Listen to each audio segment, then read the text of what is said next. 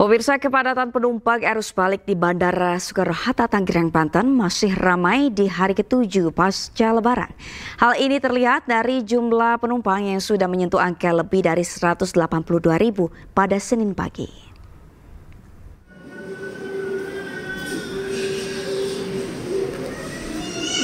Sepekan pasca Lebaran, pergerakan penumpang pesawat yang kembali pada arus balik Lebaran di Bandara Soekarno-Hatta, Tangerang, Banten masih tinggi.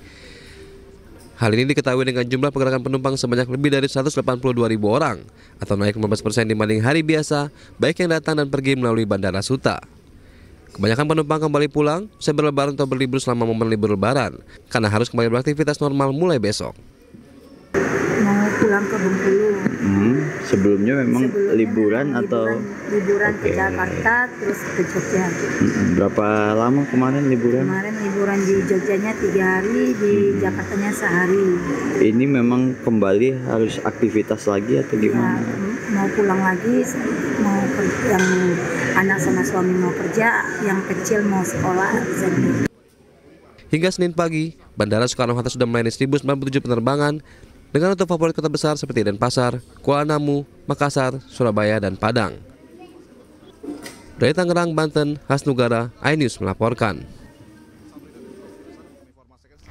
Libur Lebaran, ribuan penumpang komuter lain relasi Jogja-Palur saling dorong untuk berebut tempat duduk di dalam kereta di stasiun Tugu Yogyakarta. Di momen libur Lebaran ini, komuter lain Jogja-Palur mencatat rekor tertinggi penumpang hariannya hingga mencapai 45.000.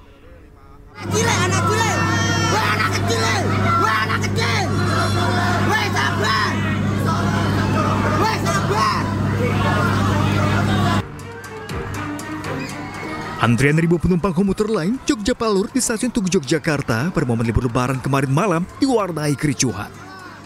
Saat petugas membuka portal pembatas, ribuan penumpang saling dorong memasuki peron demi berebut masuk gerbong untuk mendapatkan tempat duduk.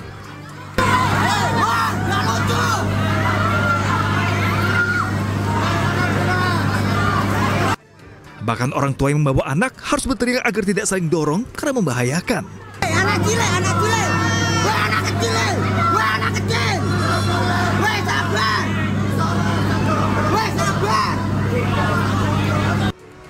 Komuter lain Jogja-Palur masih menjadi transportasi favorit masyarakat dengan rute Jogja-Solo karena harganya terjangkau, yakni Rp8.000 sekali jalan.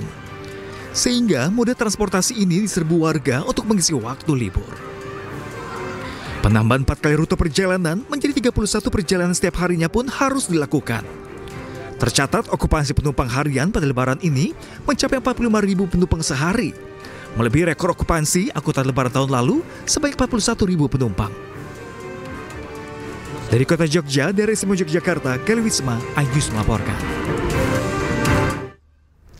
Moda transportasi kereta komuter lain dimanfaatkan warga dan pemudik lokal untuk berwisata dan bersilaturahmi selama momen libur panjang Lebaran. Jumlah pengguna KRL selama periode ini melonjak hingga tembus di angka 14,3 juta penumpang.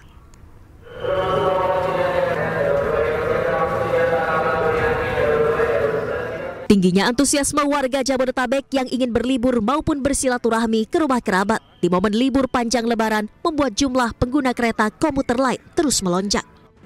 Di momen libur panjang ini, stasiun kereta jarak dekat di Jakarta, Bogor, hingga Bandara Soekarno-Hatta Tangerang dan kawasan Merak, Banten ramai diserbu penumpang. Tercatat selama periode angkutan Lebaran sejak 21 Maret hingga 4 April 2025. Jumlah pengguna komuter lain tembus di angka 14,3 juta penumpang. Jumlah pengguna terbanyak adalah komuter lain Jabodetabek yang mencapai 12,1 juta penumpang. Selanjutnya komuter lain Merak di angka 185.000 penumpang. Dan komuter lain Bandara Soekarno-Hatta sebanyak 90.000 penumpang. Dari data ini, stasiun Bogor menjadi stasiun teramai dengan jumlah pengguna yang turun di stasiun ini mencapai 710.000 penumpang.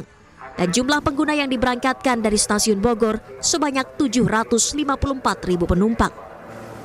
Sampai dengan H+3 masa angkutan Lebaran atau selama 15 hari melaksanakan angkutan Lebaran, sudah sebanyak 14,3 juta orang yang menggunakan komuter lain untuk berpergian maupun libur lebaran.